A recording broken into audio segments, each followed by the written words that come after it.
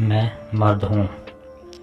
Doctor साहब की दुकान पर शाम को कोई मरीज नहीं था और वह खाली बैठे हुए थे। तभी उनके कुछ मित्र पास आकर बैठ गए और राजनीतिक चर्चा शुरू होने लगी।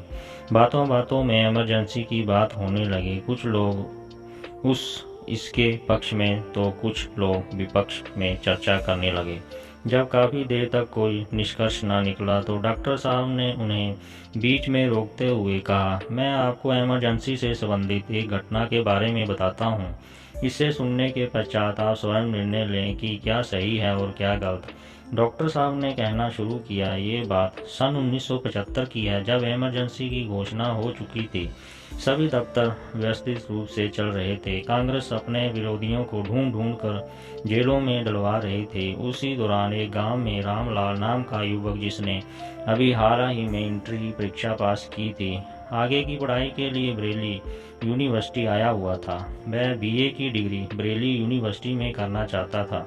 बरेली से मुरादाबाद वापसी के समय अपने मित्र के साथ ब्रह्मपुर के बस स्टैंड पर उतर गया। बस स्टैंड पर उसने कुछ लोगों की भीड़ देखी और वह भीड़ की ओर चल दिया। वहां जाकर उसने देखा कि एक एम्बुलेंस में कुछ लोगों को जबरदस्ती पकड़कर ले जाया जा रहा है। इससे पहले कि वह कुछ समझ पाता तो सिपाही उसके पास आए और बोले, इस लड़के को भी ले चलो। ये सुनो, रामलाल बुरी तरह घबरा गया और अपना बचाव का प्रयास किया, लेकिन सिपाहियों ने आगे उसकी एक नहीं चली और उन्होंने रामलाल को एक एम्बुलेंस में डाल दिया। सारे रास्ते रामलाल एम्बुलेंस के कर्मचारियों से पूछता रहा, भाई हमें कहाँ ले जा रहे हो और क्यों, मगर किसी ने रामलाल की बात का कोई उत्तर नहीं दिया। कुछ ही देर में एम्बुलेंस सरकारी अस्पताल में पहुंच गई। वहां पहुंचकर सिपाहियों ने रामलाल को पकड़ा और ऑपरेशन थिएटर की तरफ ले गए। रामलाल की समझ में कुछ नहीं आ रहा था कि क्या हो रहा है। पूरा सरकारी अस्पताल पुलिस छावनी से बदला हुआ था। ऑपरेशन थिएटर पहुंचकर रामलाल ने रोते हुए डॉक्टर से पूछा, मुझे यहाँ क्यों लाया गया है। डॉक्टर ने कहा, हम एक मामूली सी जांच करेंगे, इसके बाद तुम्हें भेज दिया जाएगा। रामलाल अभी भी कुछ नहीं समझ पा रहा था। कुछ समय पश्चात दो डॉक्टर आए और रामलाल को नशा सुंघाकर उसके नाभि के नीचे कट लगाकर रामलाल का ऑपरेशन कर दिया।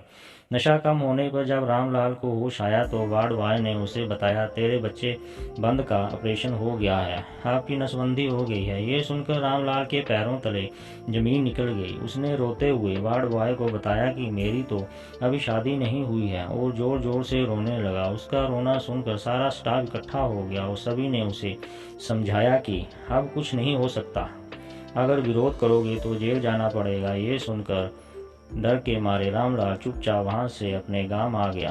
वह गांव पहुंचकर उसने आप बीती पूरे परिवार को बताई और धीरे धीरे ये बात उसके आसपास में भी पता लग गई।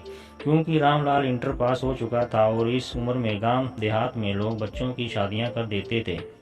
रामलाल के परिवार को भी ये उम्मीद थी कि अब उसके रिश्ते आने लगेंगे, लेकिन जब भी कोई लड़की वाला आता तो उसे कहीं ना कहीं से रामलाल के विषय में पता लग ही जाता कि इसके बच्चे बंद का ऑपरेशन हो चुका है, वह नामर्द है। इस तरह के रिश्ते आए और इन्हीं कारणों से टूट गए। करीब 19 महीने के लंबे अंतराल के बाद इमरजेंसी खत्म हुई और लोगों ने राहत की सांस ली।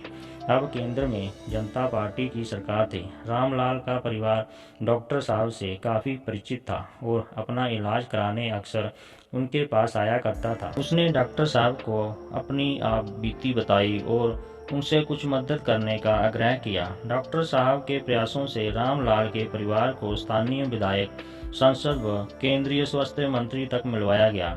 रामलाल के परिवार ने अपनी बीती उन्हें सुनाई। केंद्रीय स्वास्थ्य मंत्री एवं सांसद के प्रयासों से रामलाल का पुनर्निरीक्षण हो गया, जिससे डॉक्टर ने बच्चे बंद की गांठ को खोल दिया।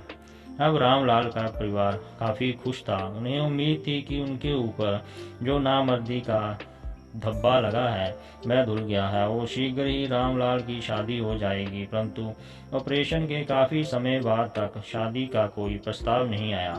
जो भी प्रस्ताव आया वह लोग इस बात से संतुष्ट नहीं हुए कि रामलाल की नामर्दगी का वापस आ गई है। गांव में लोगों ने अफवाह फैला दी कि रामलाल का कोई ऑपरेशन नहीं हुआ है, ये झूठ बोलते हैं। अब रामलाल अपना दुखड़ा लेकर डॉक्टर साहब के पास पहुंचा और उसने सारी बात से अवगत कराया। उसने कहा कि मेरे घर कोई रिश्ता लेकर नहीं आ रहा। सभी को इस बात का संदेह है कि मैं पूरी तरह स्वस्थ हो गया हूँ और बच्चा पैदा करने में सक्षम हूँ। अब उन्हें कैसे समझाएं कि मेरा ऑपरेशन हो चुका है और मैं पूरी तरह मर्द हूँ। उसकी बात सुन डॉक्टर साहब भी पशोपेश में पड़ गए और उन्होंने कहा कि मैं इसमें तुम्हारी कैसे मदद कर सकता हूँ, क्योंकि उस समय तक ऐसा कोई तरीका नहीं था जो ये साबित कर सके कि रामलाल बच्चा पैदा करने में सक्षम है। रामलाल अब 35 वर्ष का हो चुका था। विवाह की सभी संभावनाएं करीब करीब खत्म हो चुकी थी। एक दिन अचानक वह घर से रात को कहीं चला गया।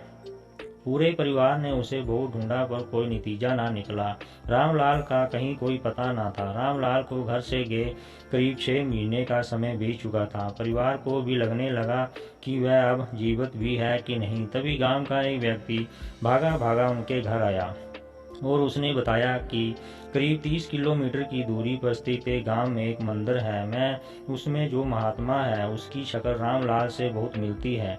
पूरा परिवार भागा भागा उस मंदिर में पहुंचा तो उन्होंने देखा कि रामलाल महात्मा बन चुका है। उन्होंने रामलाल को बहुत समझाया। रामलाल ने घर जाने से मना कर दिया और अपना पूरा जीवन मंदिर की सेवा में लगाने का फैसला उन्होंने सुना दिया।